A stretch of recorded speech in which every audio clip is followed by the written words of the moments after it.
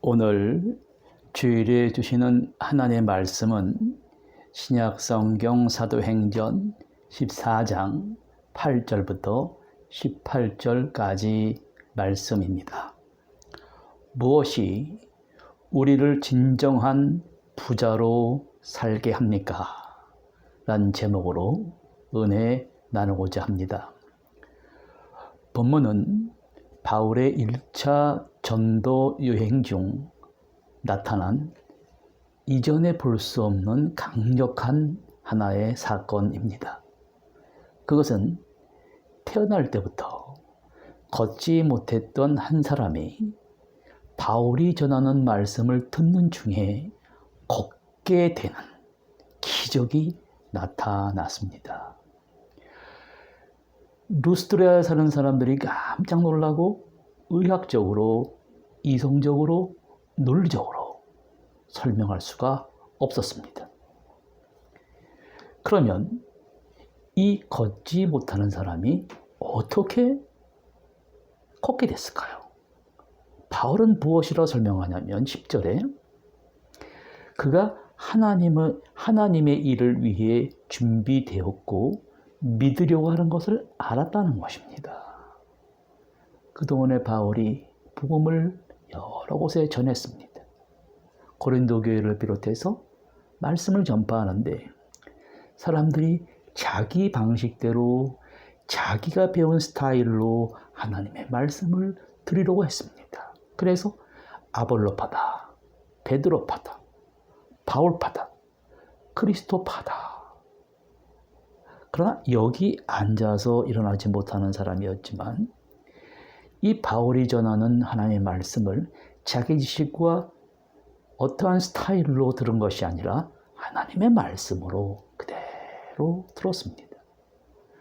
바울이 설교를 하면서 그 사람을 주목하게 되었고 바울이 갑자기 큰 소리로 그 사람을 향하여 일어나십시오. 그 사람은 순식간에 일어섰고 발목에 힘을 얻어 뛰었다고 합니다. 이제 성경은 과학과 의학의 법칙을 초월하고 능가하는 하나의 새로운 법칙을 이렇게 제시합니다. 사람이 먼저 마음으로 믿어 의에 이르고 입으로 시인하여 구원에 이른다라는 로마서 10장 10절의 말씀입니다. 바울은 먼저 사람의 마음을 말합니다. 사람의 마음이라고 하는 것은 사람의 감정이나 생각 따위가 깃들여 생겨나는 것입니다. 그래서 어떤 사람의 마음속에 들어있는 것은 사람이 알 수가 없습니다. 그런데 하나님은 유독 사람의 마음에 관심을 가지십니다. 사무엘상 16장 7절에 내가 보는 것은 사람과 같지 아니하니 사람은 외모를 보거니와 나 여호와는 그 중심, 마음의 중심을 본다는 거예요.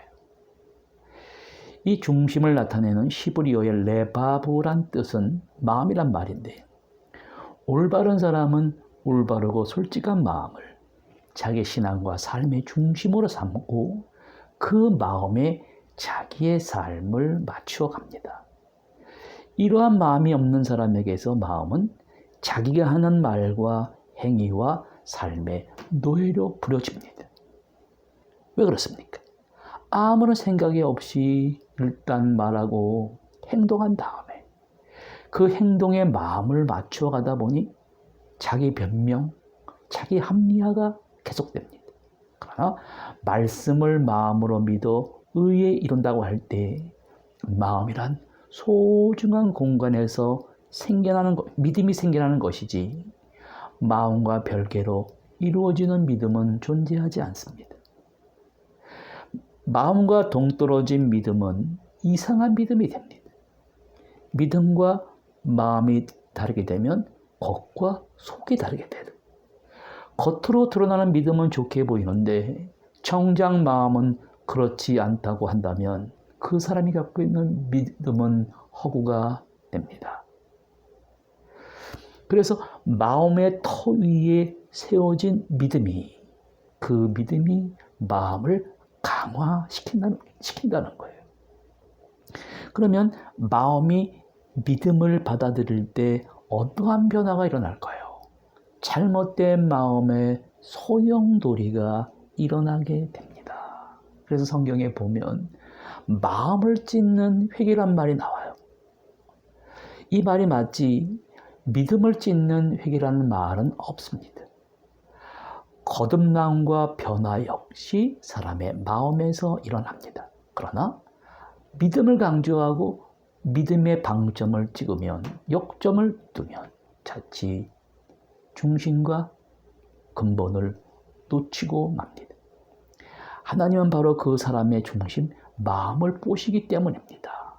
마음의 터 위에 세워진 믿음을 보십니다. 바울이 바로 이 점을 캐치했습니다.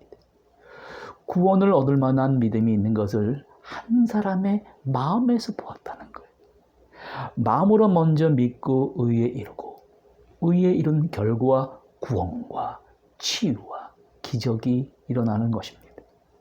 그러면 이 태어날 때부터 앉아서 일어나지 못하는 사람의 마음에는 원래 부정적인 생각과 감정이 없었을까요? 그러한 생각과 감정이 있었습니다. 그러나 먼저 마음으로 믿고 의에 이르렀다는 것입니다. 그 의가 마음의 다른 한쪽에서 늘 무의식적으로 일어나는 부정적인 생각과 부정적인 감정을 눌러버린 것입니다. 그 의란 하나님의 의, 십자가를 통해 나타난 그 의가 나는 안 된다라는 부정적인 생각과 감정을 물리친 것입니다. 나도 안 된다라는 경험과 지식도 내가 물리치는 것이 아니라 먼저 마음으로 믿고 의에 이르고 그 의가 물리치는 것입니다. 이러한 영적인 질서가 중요합니다만 오늘 복잡한 일상생활의 습관과 패턴들이 나의 삶을 바꿔버려서 하나님 말씀을 듣는 일에 지장을 초래하고 있습니다. 결국 나를 어떻게 만들어 버릴까요? 앉아서 일어나지 못하는 본문의 한 사람처럼 삶 속에 주저앉을 수밖에 없게 만들어 버립니다. 믿음이란 받아들이는 마음이에요. 내 의지를 관철하는 것이 아닙니다. 베드로를 보십시오. 밤새도록 한 마리 고기를 못 잡았습니다. 부정적인 생각이 앞섰습니다만 깊은 데 가서 고기를 잡으라는 이 말씀에 마음에 이미 순종했습니다. 마음으로 믿어 부정적인 감정과 생각을 의로 누르고 입으로 고백했습니다. 밤새도록 한 마리 잡지 못했지만 말씀에 의지하여 내가 그물을 내리겠습니다. 어떻게 됐습니까?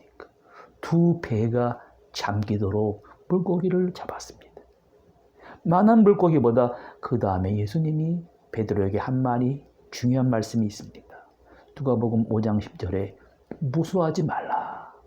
이제후로는 네가 사람을 취한다는 거예요. 여기서 취한다는 저그레오라는 말은 살아있는 생명체를 살리기 위해 먼저 베드로부터 잡는 거예요. 생포하는 것입니다. 살아있는 산채로 생포하는 것입니다. 그 다음에 생포된 자인 베드로를 살아있는 저 물속에서 허덕이는 물고기 같은 하나님의 백성들에게 보내요. 그들을 살리기 위해 낚아 올리는 자로 만든다는 것입니다. 어떻게 해요? 변화시켜서 만드는 거예요. 시몬이 아니라 말씀을 통해 흔들리지 않는 반석 같은 베드로로 만들어서 그들에게 보내는 것입니다. 그러니까 지금 베드로가 물고기를 잡아 2배나 잠기게 된 것은 중요하지 않습니다. 전에 가지고 있던 물고기들, 배도, 지금까지 살았던 베드로의 인생을 주님께 반납하는 거예요. 바울에게도 그 역사가 나타나고 있습니다. 그런데 사람의 문제는 어디서부터 생기게 되는 것일까요? 하나님의 말씀으로 자아 확장과 자아 실현과 자아 증대의 욕망으로만 살아가는 사람들이 많이 있습니다. 골로새서 3장 3절에 탐심은 우상 숭배라고 했습니다. 하나님을 경외하고 예배 드린다고 하면서 자기 욕망대로, 자기 욕심대로 살아가는 사람들이 많이 있습니다. 우리는 이 걷지 못하는 사람을 고치는 사건을 보면서 이제 우리도 얼마나 걷지 못하는 사람과 같은 불가능한 죄인인지를 우리 삶 속에서 들여다 보아야 합니다. 성경은 지금 나면서부터 걷지 못하는 삶 속에 주저앉은 자를 선택하여 그 불행한 삶을 우리 앞에 폭로시키고 있습니다. 그러한 삶 속에 주저앉은 한 죄인이 하나님의 말씀을 마음으로 믿었다는 것이 너무나 중요했습니다. 성경은 교회가 바울이 무엇을 했다는 관심이 없습니다. 하나님이 없는 삶은 그가 얼마나 자기가 약한 존재인지를 드러냈는가에만 관심이 있습니다. 태어나면서부터 걷지 못했던 사람이 일어나 깜짝 놀라고 그 자리에 있던 사람도 또 놀라면서 일어나 사람들의 반응이 어떠했다고 합니까? 지금 영적 질서를 이루는 세계와 이 세상의 질서만을 추구하는 사람과의 세계가 지금 부딪히고 충돌하고 있습니다. 바울과 바나바가 걷지 못하는 자를 일으키는 것을 보고 바울과 바나바를 제우스와 헤르메스라고 불렀습니다. 이 말은 당시에 로마의 신화에 나오는 신들의 이름인데 제우스란 주피터란 말, 목송이란 뜻으로 로마의 말, 신중의 왕입니다. 헤르메스는 수송인데 여신입니다. 지금 사람들이 바울과 바나바를 보고 제우스와 헤르메스란 신이 사람의 형상으로 우리 가운데 왔다. 그래서 소와 꽃들을 들고 와서 제사를 드리려고 하는 것입니다. 참, 세상에 살면서 수많은 사람들이 우상 숭배를 하는 그 이유가 무엇입니까? 염려와 두려움과 무지입니다. 그 반응이 우상 숭배입니다. 자신이 이 세상을 살아가면서 뜻대로 되는 일보다 안 되는 일이 많아요. 이루지 못한 소원을 이루게 하기 위해 내 소원이 이루어지기를 바랍니다. 그래서 내 소원이 이룰 수 없는 그 욕망이 우상에게 투사시켜버리는 거예요. 헬라 로마 신화란 인간이 이룰 수 없는 끝이 없는 인간의 욕망과 욕심의 세계를 투사시킨 이야기입니다. 하나님께서 바로 이 헬라 그리스 로마 사상의 심취한 지역에 복음이 증거되기 위해서 그 우상 숭배의 실체를 깨뜨려버린 사건이 바로 루스트라의 사건입니다. 인간이 스스로 신이 되어 구원할 수 없다는 것을 보여주신 것입니다. 우리가 감히 예측할 수 없는 놀라운 치유 역사가 우리에게 임할 때 개인적으로 볼 때에는 구원의 대상에게 요구하는 바가 있습니다. 바른 응답과 바른 자세와 바른 관계입니다. 그것이 바로 믿음입니다. 믿음은 은혜를 받는 그릇이에요. 그 은혜를 담는 것이 바로 사람의 마음입니다. 하나님이 주시고자 하는 엄청난 선물과 은혜가 준비되었는데 닫힌 마음, 그릇이 준비 안 된 마음에 어떻게 은혜와 선물이 담길 수가 있겠습니까? 구원받을 만한 믿음이란 무엇입니까? 바울의 말씀을 듣는다 중에 천차만별의 사람들이 있었습니다. 그 중에 태어나면서부터 걷지 못하는 한 사람 있었어요. 다른 사람들은 바울의 말을 그냥 건성으로 듣습니다. 이 걷지 못하는 자는 바울을 쳐다보는데 말씀을 뚫어지게 쳐다봅니다. 바울이 장애를 가진 사람이지만 저 사람 마음속에 구원받을 만한 믿음이 있다는 것을 보았다는 것입니다. 그러면 이러한 마음이 담긴 믿음을 왜 찾아보기가 어렵습니까? 당시의 사람들은 자기 의에 심취했고 헬라 로마 신화에 심취해 살아가다 보니 말씀이 들리질 않아요. 오늘도 같은 삶을 살아가면서 이 구원받을 만한 믿음이 나에게 있는가 없는가 살펴보아야 됩니다. 이 구원받을 만한 믿음, 문제 해결의 기적이 나에게 나타나야 되는데 나타나지를 않습니다. 그것은 다른 무엇의 심취에 살아가기 때문입니다. 사람은 누구나 두 번 다시 찾아오는 자기 삶의 부대의 주인공입니다. 주인공이 미래에 대한 두려움에 발목이 잡혀 머뭇거리게 되면 하나밖에 없는 삶의 전체를 망치게 됩니다. 하나님께서는 바울을 통해 루스드라의 고질적 병폐를 고쳐주시기 위해 태어나면서부터 걷지 못하던 장애를 고쳐주시면서 미래에 대한 불안으로 발걸음을 주저하는 오늘 우리 현대인들에게 이러한 진실을 깨닫기를 원하십니다. 지금 여기 바울과 바나바를 보세요. 사람들이 모여서 자기 신으로 섬기겠다고 달려드는데 바울과 바나바는 교만하지 않았습니다. 14절 18절에 두 사도 바울과 바나바가 듣고 옷을 찢고 무리 가운데 뛰어들어가서 소리를 질렀다는 것입니다. 우리도 여러분과 같은 약한 본성을 지닌 존재임을 강조합니다. 그리고 뭐라고 그럽니까? 이러한 제발 헛된 일을 벌이라는 것입니다. 이렇게 말하여 겨우 무리를 말려서 자기들에게 제사하는 것을 못하게 막았습니다. 사람에게 있어서 참 어려운 두 가지 경우가 있다고 합니다. 그것은 가끔 자기의 처지와 페이스를 잃어버리는 거예요. 그것은 억울한 소리를 들었을 때 사람들은 정신을 못 차리고 분노하고 억울하고 자신을 잃어버립니다. 또한 칭찬을 들을 때 자기 페이스를 잃어버립니다. 상대방이 나를 칭찬하면 진짜인 줄 알고 교만해집니다. 여러분, 상대방이 나를 칭찬하면 나는 아니라고 부정해야 됩니다. 바울과 바나바를 보세요. 사람들이 신 중의 신이다 섬기려 하자 뭐라고 그랬습니까? 나는 절대로 아니다. 제사 지내는 것을 막았습니다. 그리고 뭐라고 합니까? 나의 나됨을 분명히 알아야 된다는 것입니다. 우리는 무엇을 믿고 어떻게 살아가고 있습니까? 믿음을 재점검해 보아야 됩니다. 많은 사람들은 자신이 쌓아올린 지식과 믿음을 혼동합니다. 또한 자신의 감정의 격동을 믿음으로 착각합니다. 제일 잘못되기 쉬운 것은 의지와 믿음의 혼동입니다. 나의 의지를 믿음과 같은 의지로 생각해서 자기 고집대로 살면서 믿음으로 산다고 자초합니다. 그런가 하면 종교의식에 많이 동참했다고 해서 믿음의 성장이라고 착각합니다. 그것이 아닙니다.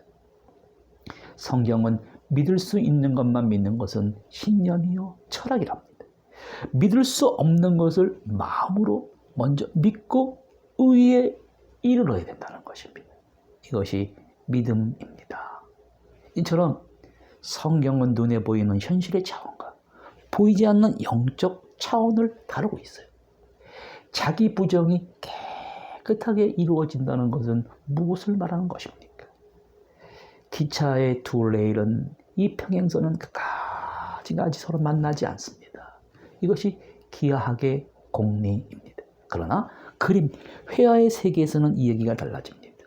그림 속으로 들어가면 평행선은 만나게 됩니다.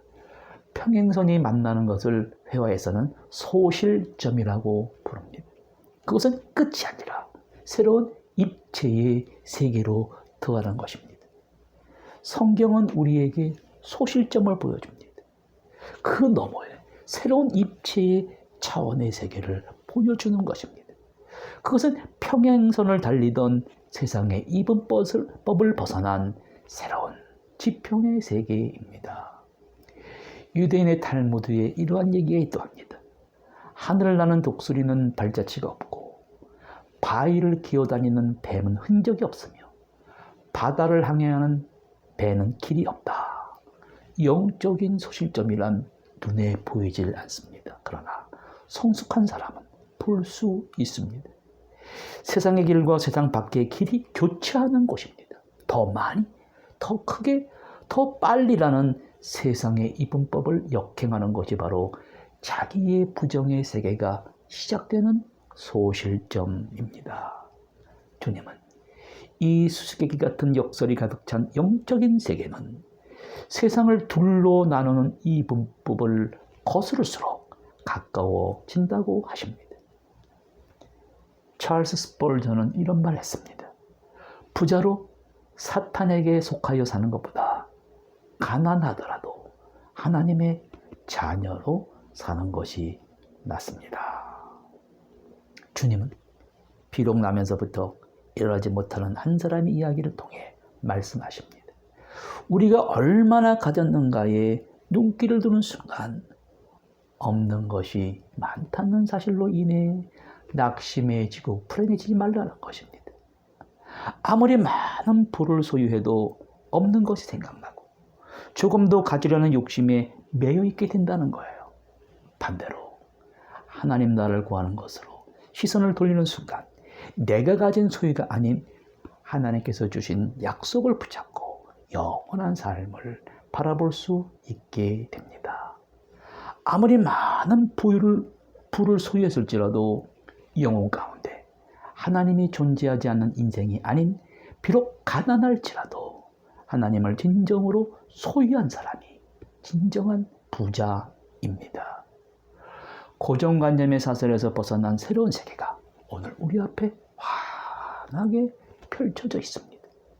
오늘 걷지 못하던 자가 가졌던 구원받을 만한 믿음을 소유하시고 진정한 부자가 되셔서 돌아가시는, 다시 태어나시는 성도님들 되시기를 바랍니다. 기도하시겠습니다. 하나님 아버지, 오늘 사람들이 저마다 세운 우상과 그 어둠의 세력들 앞에 앉아서 일어나지 못하는 사람들이 참 많이 있습니다. 여기 태어날 때부터 걷지 못하던 사람이 일어나 걷게 되는 기적을 봅니다. 눈에 보이는 세계에 살다가 눈에 보이지 않는 영원한 세계로 들어가는 관문을 통과한 마음으로 믿어 의에 이른 그 믿음을 우리에게 주시옵소서. 오늘 주신 이 말씀을 듣고 앉아서 일어나지 못하는 많은 사람들의 손을 내가 붙들고 일으킬 수 있는 성도님들이 되게 하여 주시옵소서. 내가 가진 소유가 아닌 하나님께서 주신 약속을 붙잡고 영혼을 바라볼 수 있는 진정한 부자가 되게 하여 주시옵소서. 예수 그리스도 이름으로 기도드립니다. 아멘.